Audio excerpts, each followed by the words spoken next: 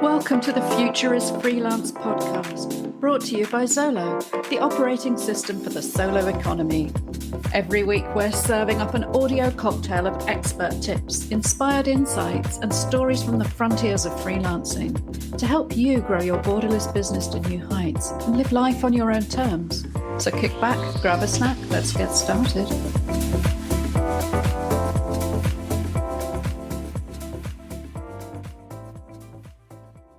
Today's guest on the podcast is Mark Izatt, a global brand and communications consultant with over 25 years' experience in the luxury brand sector.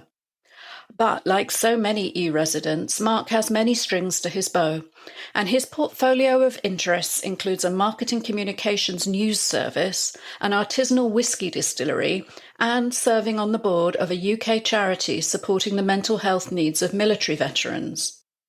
Mark also brings his extensive experience in community service to new dimensions with e-Residency by serving as a board member of EERICA, the Estonian e-Residents International Chamber Association.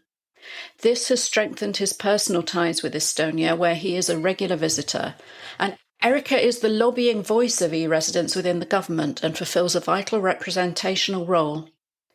If you're inspired to get involved with EERICA and connect with Mark after listening to this interview, then check out the show notes for all the links you need. Welcome, Mark. It's great to have you with us on the podcast. It's good to be here. Thanks ever so much for joining us. First, I'd really like to explore your work a little bit more. I know you're a global brand consultant and you're based in London, but what kind of work and activity does that involve day to day? Yeah, it's so I think I kind of specialised maybe about 25 years ago in alcohol beverage. So kind of whiskey was my entry into that world, and that tended to be quite high end whiskey, so in the sort of super premium and luxury category. And that then transitioned into sort of me being involved in the sort of hard luxury world of watches and electronics. And a bit of jewellery as well, and cameras. So I tend to kind of specialise in that segment, and that's where most of my clients come from. So probably the world of the high net worth, ultra high net worth. Mm-hmm. And I would say that's about 50% of my sort of day-to-day working. And the other 50% is made up of a sort of rag bag, I call it, or if I'm being a bit more professional, portfolio of different sort of business interests. Okay, I love the contrast of high net worth and rag bag, but what are your other main interests? So I do a bit of charity work. So I'm a charity trustee of a UK charity that specialises in the mental health of veterans. Okay. So PTSD, that sort of thing, which is really good. And I tell everybody that it's the worst thing I've done and the best thing I've ever done. So just never go into a charity trusteeship lightly. It's always a lot more work than they tell you or you expect. But it's really rewarding. I think it's that rule, isn't it, that the more something pays you, the easier it tends to be, and the less money something is, the more problematic it is. But it's great. I really enjoy it. And it's very nice to do something that is not about sort of financial reward, but is about the sort of benefits of that. And then a few directorships. One's travel related. One actually is whiskey related. And a little bit of content writing, some white labeling for some on thought leadership for some companies and agencies, but so kind of a mixed portfolio, which keeps me out of trouble and is all quite sort of non-location dependent, which is good. Great. It's always really interesting to dig into what people actually do on this show, because so many of our guests, they have a job description which they use as a day-to-day label, but they're actually far more interesting things going on that make a whole person. Yeah, I think it's interesting, and I think, you know, when I started to move away from sort of full-time corporate world, I didn't want to swap that to just simply become a short-term project worker. I didn't see the benefits of that swapping. Although for some people it's great, they quite like to do short to medium term comprehensive gigs, let's say, sort of freelancing. I didn't want to do that. I wanted to move into a sort of a more of a looser portfolio that kind of reflects all my interests. And I think I've got there, and it's requires a bit of juggling, but I find it rewarding, and everything kind of feeds off each other. And I suspect a bit like you, and a bit like a lot of other residents, they're very motivated by doing things they enjoy doing, as opposed to simply doing things because that's what's bringing the money in terms of a regular role. Yeah, that's really interesting. And it just shows that there are so many different ways to approach freelancing and being entrepreneurial. I think a lot of us do tend to think in terms of fairly short-term gigs and commitments and how those interlock.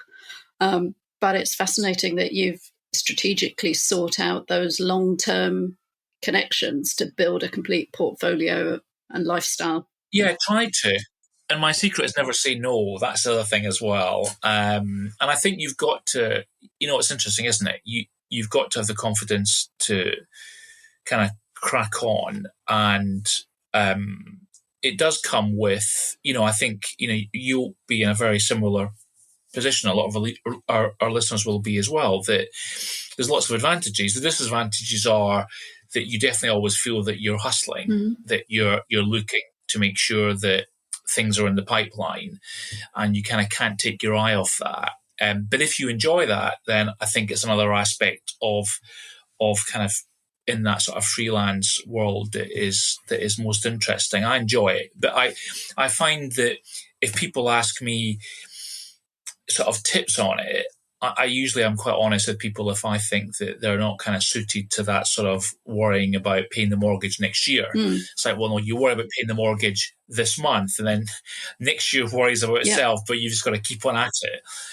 It's not a long-term thing. And I think, though, what's interesting is that the world's kind of catching up with that anyway. I think people are having less longevity in corporate, are establishing their own side hustles as well as having a full-time job. So I think that sort of gig economy and the sort of approach that we take is probably becoming quite popular. It's certainly interesting times for the way things are shifting, and more people are dabbling with different approaches to life. And hopefully a lot of them come around to learn and think about Estonian e-Residency, which is something else I know we have in common. What led you to adopt that, though? Because it sounds to me like a lot of your business interests, I don't want to categorize you, would sound quite traditional, and you could do them simply as a UK citizen and taxpayer without needing that structure of Estonia. How did you end up with this e-Residency? I think, it's interesting because kind of the catalyst was important. I'll talk about that in a second. But then it just really opened the door to the opportunity and the sort of change in mindset that e-Residency brought. I sort of came across e-Residency kind of right at the beginning of the program when it started to get some traction, and it was mentioned in technology magazines, that sort of thing, and that was just really before the UK went through the whole Brexit vote. And at that point, I would say that I had about a third of my clients were European clients, so they were headquartered in the EU, because that's the world of luxury. So I had some clients in Sweden and in France and in Italy and in Austria and Germany. So it just seemed natural to look at it, because at that point really weren't very sure about what direction, what form Brexit would take and how the UK would deal with the European Union. And also from a sort of equity and sort of mitigation perspective, I also wanted to avoid having the conversation about Brexit, because frankly, it was quite divisive and it was quite boring for people. And I felt that international clients needed to know that it didn't impact my business. And therefore, once I established e-Residency, it was really easy to say, I have an EU company, it's an EU company registration, it's an EU VAT number, I have an EU bank account. and here's an EU address. That was it. And it was great, and never talked about it again. So from that sense, it really worked well. What I had not contemplated, and I'm the wrong side of 50, let's say, not quite a boomer, but almost, and pretty technically savvy. Generation X we are. We're much cooler. Yeah, that's better, actually. And quite technically savvy, but what I hadn't anticipated was e-Residency would make me think about doing things differently. And that became almost more of a game changer than just simply having an EU company. So I ended up realizing that there was better ways to bank and there was better ways of transferring money about than using a traditional bank in the UK with, sort of one bank account number, which meant that if you were asking a client overseas to pay, they were doing transfers and everything. So I waking up to the world of sort of localized banking transfers with Wise. And I also found that the service provider, so the sort of Estonian-based company that does my back end for me, they were great. And it was a very efficient way of doing my business, and much more efficient than in the UK in terms of filing taxes and accounts and that sort of thing. So it just became obvious that I would do more and more of my business that way. What's interesting is I say to anybody who's contemplating e-Residency that, it's not binary. You're not being asked to stop doing what you're doing in your own country. So you can completely de-risk it by just simply trying it. And I always say, if you get a new client, why don't you decide that you'll put that new client through your new Estonian company and see how it all goes? And that's the way to do it. And I find that that's what's happened with me. I've now moved almost everything over because it's more convenient. But that was the main catalyst. The catalyst was Brexit. And I'm glad about that. And it definitely, I think I have one or two kind of examples that I won't go into where early on in the negotiation, I think if the answer had not been that I have an EU company, it probably would have meant I was out of running for the project. As black and white as that in terms of pitching on something. Yes, because I think it for the client, they start to worry about everything, and how easy will this be? And, it's too much of a sort of administrative hassle if I have to start dealing with a client, a service provider who's not within the EU. Yeah. So, it worked out well. Excellent. Okay.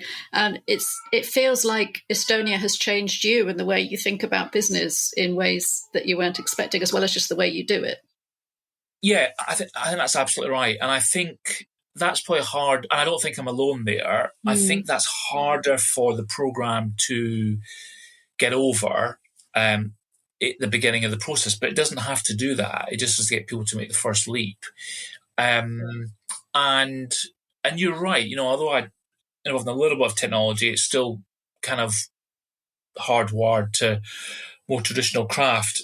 And I know we'll talk about it later on, but, being able to get involved in things like Latitude 59, it's just exposure to a different pace and different sectors. And that's been really helpful in terms of kind of, I would say, bringing me up to speed in terms of what's happening next with the world. So, yeah. Brilliant. Okay. And I know that you've recently been to Latitude, and I do want to hear all about that in a minute. But in the meanwhile, going back to your portfolio of interests, I know that one of those is involvement with EERICA, the Estonian e-Residence International Chamber Association, which was something I wasn't aware of until fairly recently. I'd love to hear more about that and what it means for other e-residents that this body exists. No, it means more now that the pandemic is over, which is great. So I joined, I think it's probably about 4 years old, and I joined the board about 2 years ago. Actually, run about now 2 years ago. We've just had our elections when we were in Estonia. we're really we're non-aligned in terms of we're there to kind of be a helping hand and a facilitator and a source of kind of unbiased information for e-residents. We do a lot of recruitment. We do a lot of fun activities. We're kind of a good network, almost a social. E-Residency is a social program anyway, but we're definitely the sort of social side of it. And on more important things, we're able to represent e-residents on governance, on governmental matters. Okay. So if, for example, the Estonian Parliament was looking to change something to do with e-residency, we're all constituted and recognised by the Estonian government, and we would kind of help represent e-residents around the world in terms of putting our view. Okay. So a bit of lobbying there as well. So a coming together of minds, a lobbying organisation, and kind of a deep network of support. And we did well over the pandemic. We met monthly, remotely, virtually, and then we managed some meetups in our various countries. But it was good to be all together, or most of us, in terms of the board in Tallinn last week. And then we've got an aggressive sort of 12 months worth of social activities. Okay. And yeah, a lot of meeting of minds, a lot of really helpful sort of social and business networking as well. So I'd like to think we bring a little bit of colour to the whole process. Yeah, it's great to think about e-residents having a voice, and almost in a political sense. We don't vote in Estonia, obviously, but we're probably a pretty big constituency numbers-wise in a small country. There's this whole digital nation that they've got as well. So it's great. No, you're right. And when I think of our board, Ian, who's our sort of VP of internal comms, he's out in Seoul in Korea. Right. Michelle's our treasurer, and she's in Vancouver. So it makes scheduling meetings interesting, because I think we span about 18 time zones. But I know we've got Germans, we've got some Bulgarians, we've got some Italians. So there's a real mix of sort of both individual original nationality, where people are from, and then there's the nomadic element of it and what they're going through, and a cross section of businesses as well. So it's a good representation of the membership. But no, it's good to know that we're there to kind of to provide some advocacy and some expertise, and get people over the line as well, which I think is really important. To be fair, the service providers, let's say Zolo will be one. That's the one I use. They're very good at kind of fostering that network as well. But we're generally independent in terms of a representation of members, which is exciting. Yeah. I mean, it's great that Zolo is supporting this podcast to bring together this particular aspect of the community. But we know that e-residents include more complex businesses and different business types that are never going to be in that network. So it's good to think of this lobbying body existing. Can you talk about any of the decisions or campaigns or issues that you're concerned with right now? Yeah, there was. We got quite involved quite quickly on some of the early thinking to do with Ukrainian and Russian e-residents. Right. And because there was a little bit of contention around about that. And obviously, e-residency is an open, it's an open platform. One of its key things is it's open to everybody. So that was quite important. And we've got quite involved in helping to fundraise for some Ukraine relief as well. Right. So the network has been helpful there. It's a real live example of us being able to kind of get involved and to support e-residents. But I think, at the start of the conflict, it was quite important to kind of remind people that, if you were a Russian e-resident sitting in Cape Town that had nothing to do with the Russian regime, you are a legitimate e-resident. Mm-hmm. When you've joined that platform. So yeah, I think it was quite helpful. Our chair was very kind of open and honest about what was important to us, Yeah. and that becomes more important, I think, as the program goes on. I think moving forward, I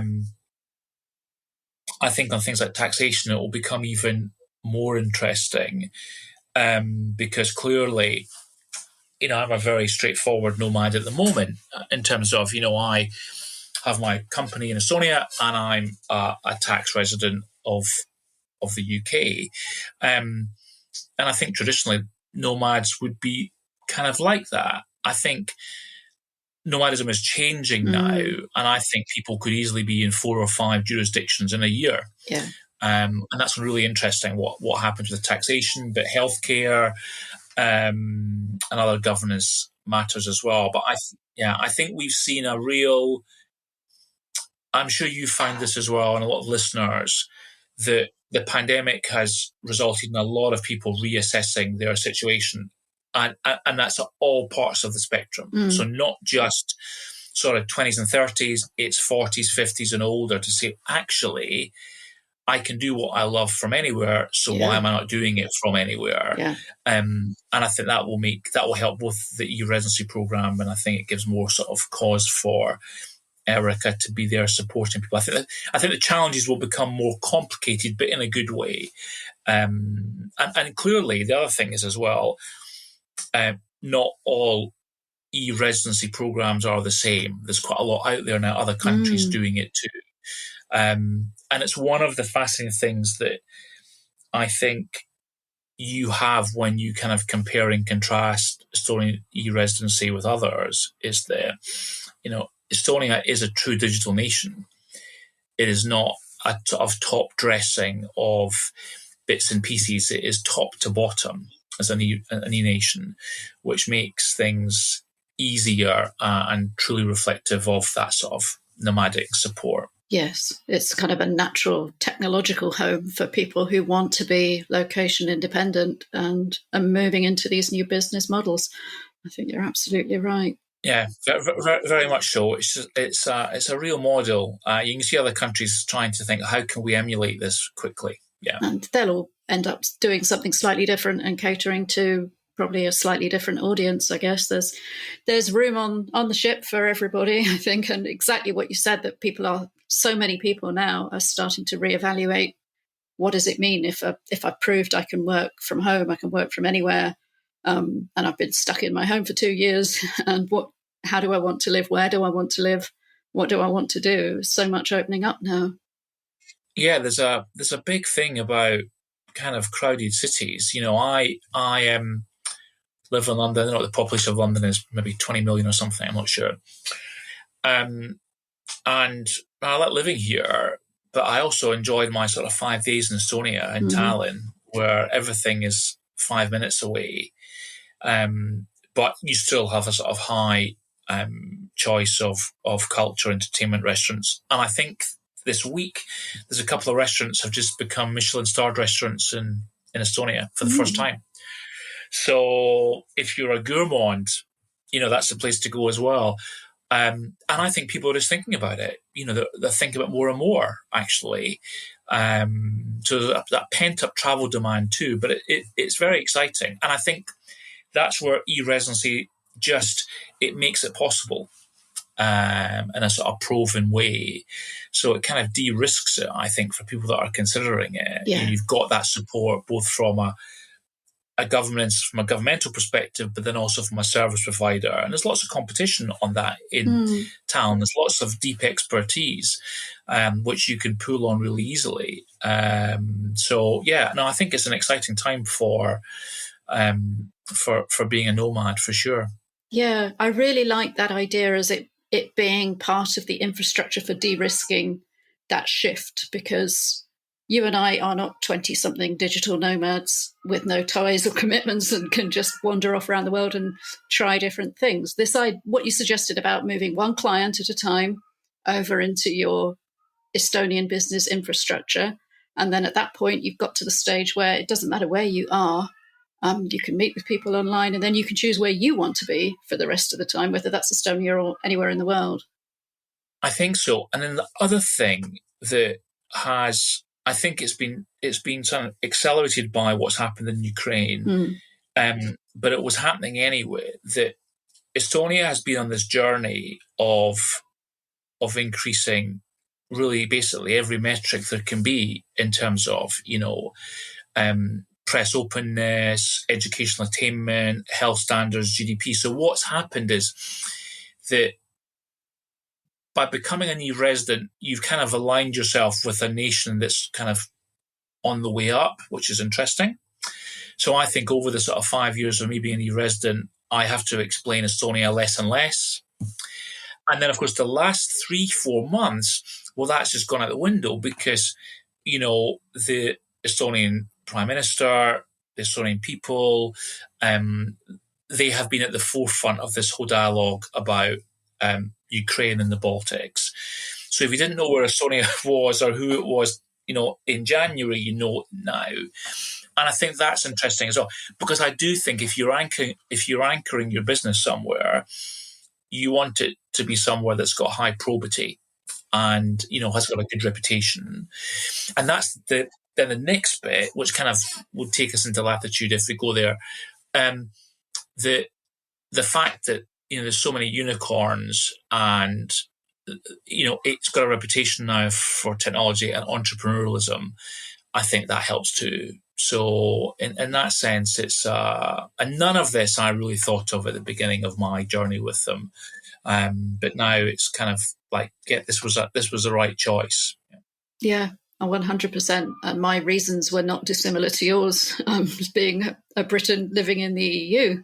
A lot of it was politically driven. And I agree 100% about not really even knowing about the tech culture and digital enablement of Estonia and what that would mean to me from a personal and professional direction. And it's clear you've been to Estonia a lot. You have great love for the country, if not the climate, and the people and the culture and everything that's on offer. I know you've just got back from Latitude 59 last week, so you're buzzing with everything that you learned and discussed there. So why should we all go next year? And what's so brilliant about going to face-to-face events in Estonia? Oh, my goodness. Oh, before we get that, one little anecdote about Digital Nation before we move on. So during the sort of during the pandemic, when most governments had health forms that you had to fill in and become an expert on, and you would sit at home thinking, now, do I fill this form? Do I print it out? And this is the English translation, and I better check to make sure it's correct. And I was going to Estonia for the Talent Digital Summit, which is another great event they do. So I go online and of course the Estonian Department of Health have a form that you have to fill in before you go to Estonia, step on the plane. So I go to the website and you have a choice, complete via email or complete with your personal code, your sort of Estonian number. And I thought, there is no way this will work with my e-Residency number. This is for people that live in Estonia. There's no way, but I'll try it. There can be no harm in trying it. So I put the number in, and lo and behold, 2/3 of the form then pre-populated with my name and address and passport, everything. So I think I had to put in my my flight details. Compared to coming back to the UK, where every time I had to come back to the UK, you had to fill the form in fresh. So it's just an example that digital infrastructure goes through everything. It just works, doesn't it? It's amazing. Just works perfectly. So there was two things about Latitude 59. One, I've been to a couple of things now since the pandemic started to kind of normalize. But still the excitement of actually meeting people in reality was brilliant. And most of the EERICA board were there. but you realise that how many conversations that you have spontaneously, that serendipity does not happen on a computer screen, but it does happen when you're waiting to grab a coffee or you walk into a venue. And that was great. And that was superb. So the interaction was really healthy. And, I probably met more people in 5 days than in 5 months, which is really good. The conference itself was, it was 2 days, just so much energy. And I think part of it is there's a lot of alchemy involved, and they have the absolute perfect blend of experts, startups, and investors. Right. And not one dominates, and therefore it's just this lovely recipe that kind of results in a lot of productive dialogue. There was a couple of sort of notable sessions I went to, but one of the most exciting things was meet the founder, and it was just so refreshing, especially when there were Estonian. And that's the other thing. I'd probably get into trouble for trying to guess the composition. Maybe it was a third international and 2/3 Estonian. Okay. Or at least 2/3 from, let's say, the Baltics. But it felt very international. But one of the fun things was a lot of Estonians who were talking about their founder stories. And as we both know, Estonians are good, honest speakers. And it was just really refreshing, just so refreshing to hear some of the founder journeys and the ups and downs and the journey they'd been on, which was just great. You get very motivated by that. And they have a sort of pitching competition as well. And I got the chance to just walking to one of the evening events, and I caught up with a couple of people that were in the competition, and find out about their project, what their proposition was, and it was brilliant. And they had a good moment because they only got sort of 60 seconds into describing it. So they were describing a solution to a problem, and I was able to finish the sentences off because I had that problem was in my inbox. Right. So it was really, their propositions are all about referrals and how consumers are rewarded for referrals and how businesses can use referral programs. And it was really exciting. And these guys, I think they won one of the rounds, but that was exciting. But yeah, I think in terms of being exposed to innovation, being exposed to that sort of just entrepreneurial mindset, and you're almost in an environment where you feel there's no obstacles, which is great. And the other thing, there were some good themes throughout the whole conference. And one of them was inclusion. And I felt they handled that really well. And it was some good broad discussions that were, I felt, kind of taking the inclusion debate a bit further and making it much more accessible. And very good. It's interesting because it was 2 days. It felt much longer in terms of the sheer volume of content, but it was very efficient in that sense because 2 full days and it was done. There was no filler. There was no padding. And I have to say, I have been to a number of different Estonian conferences, and that seems to be their style. Sometimes it can be frustrating because there can be multiple things that you want to do at the same time. Right. Yeah. Whereas I've been to other things around the world, and you're there for 3 days, and you can barely pick out 2 or 3 hours worth that were truly game changing. Yeah. This was a good conference, and lots of fun on the margins as well, which was good. Some good social activities too, and we also, I think I want to get this right. I think on the Wednesday night, so a week ago yesterday, it was the biggest meetup of e-residents that had to date, because obviously there's not been many physical meetings the last 2 years, and the e-residency program has grown. I think there's about 190, 200 of us all together, and that was great. That was really fun. And obviously not everybody at Latitude is an e-resident.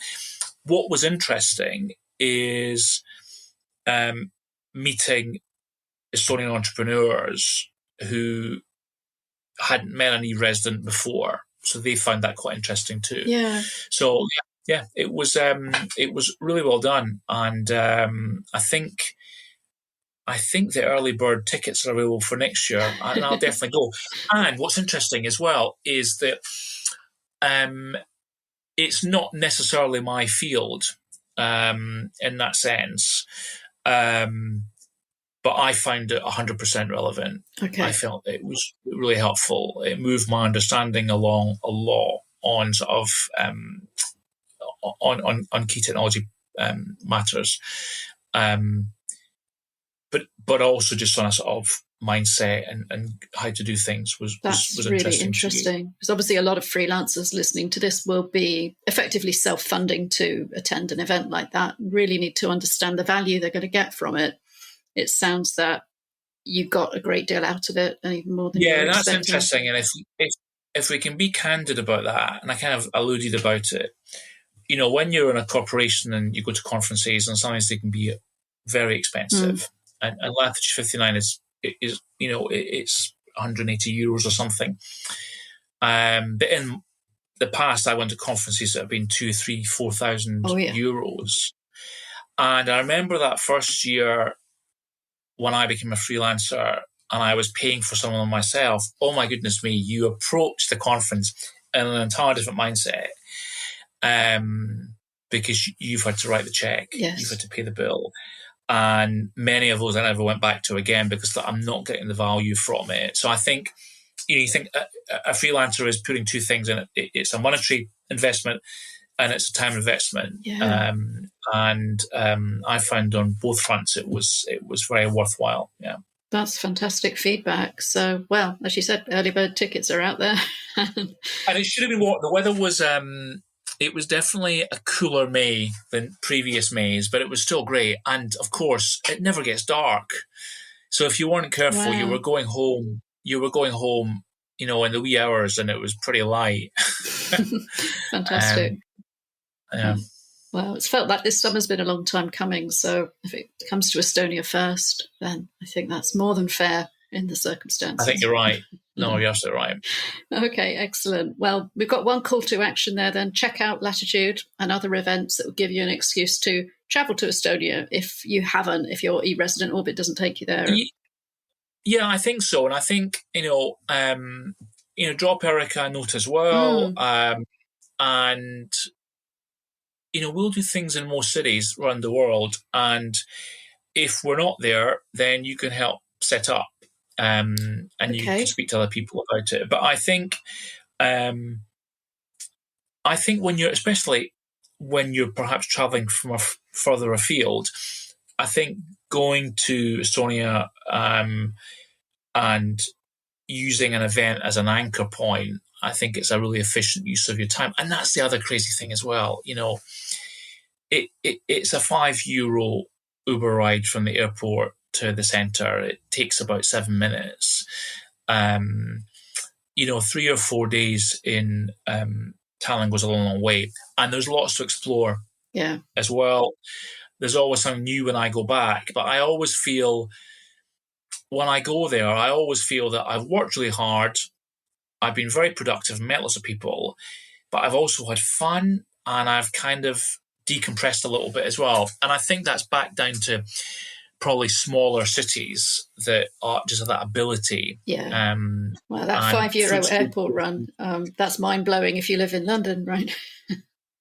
Oh, yeah. Well, you think about it. If you go to, I like Madrid. I know you're in Spain, and I like Madrid, but, you're an hour and a bit from the airport to the city centre. Mm-hmm. So your weekend in Madrid's got an hour and a bit each end. Oh, and that's the other thing as well, that you can just it's a smaller airport, so you don't have to worry about lines or walking to the gate. So it's all very, I always say to people, if you can find cities that are cosmopolitan enough to be interesting, but are smaller, they're your dream destinations, because you can do everything. Because the danger is, in big cities, everything's either too expensive, too busy, or takes too long to get to. So the big long list of things that you want to do, because you're going to a big city, you never do. So, and actually, you do more in smaller cities, but it's kind of fun that way. Yeah. Excellent. Come to Valencia next time. Much more manageable than Madrid. Well, I really do. Valencia's great. It's a nice place, but next time I will do. But and warmer weather and good seafood. Warmer than Tallinn. Yeah, for sure. Okay, so we've got some ways for people to keep in touch then with you. We will put this into the show notes, obviously, but if people want to find out more about your work or about EERICA, where would you like to send them if they're listening with a pen and paper now? Oh my goodness. Well, the good thing about, if they just take my name, markizatt.com, right. There's a really short bio, and everything's got hyperlinks on it. So there's a hyperlink to EERICA and one to e-Residency as well. So that's the best way. So you can find out about me, but you can also find out a lot about these things. EERICA membership's about €5. Means you can vote in our elections, but very informal. Don't stand on ceremony, and we will the Estonian embassies are really good. So they work with us to do events. They'll host us and keep us involved in things as well.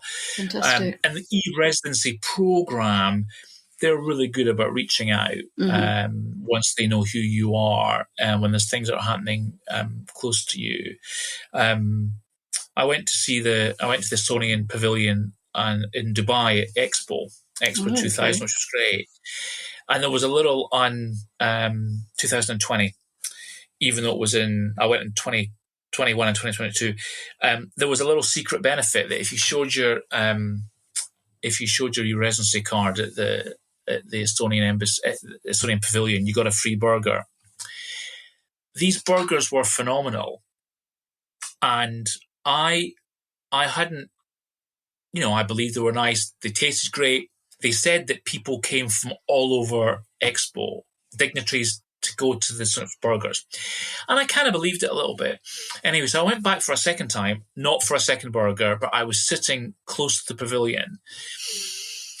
And all of a sudden, about 5:00, I saw this line, and it got longer and longer. And I actually started to get angry, because I thought, there better not be an event. They knew I was coming to Estonia, that I was going to Dubai. It wasn't. It literally was the United Nations of people queuing to give a burger, because the Estonian people had this reputation for having the best burgers, and they were amazing. But it was a really strong example of a smaller nation punching way above its weight and making a real buzz in the context of Expo alongside some much bigger countries and pavilions. But fantastic. E-Residency tech and now hamburgers. Yeah, food is pretty good in Estonia. Very good. And if you're a vegan, vegetarian, food's good too. Speak to that. So fantastic. Well, I think we've got a pretty powerful mandate then to get to Estonia, get involved online with EERICA, and be part of this community. I think as e-residents, as freelancers, as solopreneurs, we can all be a bit in our own space doing our own thing. But you are part of something bigger and wider. And thanks ever so much, Mark, for sharing that with us. Is there anything else, any other advice or thoughts you want to leave our listeners with? Oh, since I didn't know Zolo were sponsoring this, but another example, they've just started to establish a sort of internal marketplace. So kind of touching on what you say, that where there can be some skill set matching, so that entrepreneurs, e-residents can actually work for and with each other, and that's the other thing. It's almost a sort of self-perpetuating community. So there is that. So you're also potentially finding a source of clients, because it's quite a powerful network as well. Yeah, so it's like win, win, win, win, win. I think. So wins. Brilliant. Thanks ever so much, Mark. Thank you so much. That was great. Thank you. Bye. You've been listening to the Future Is Freelance podcast, brought to you by Solo.io, who offer compliance, taxation, invoicing and admin solutions for fiercely independent solopreneurs across the globe. From simply getting paid to launching a full EU-based limited company, Solo has you covered, thanks to Estonian e-Residency and a superb suite of streamlined business software. If you enjoyed the show, please like, rate and comment, and subscribe to our feed wherever you get your podcasts.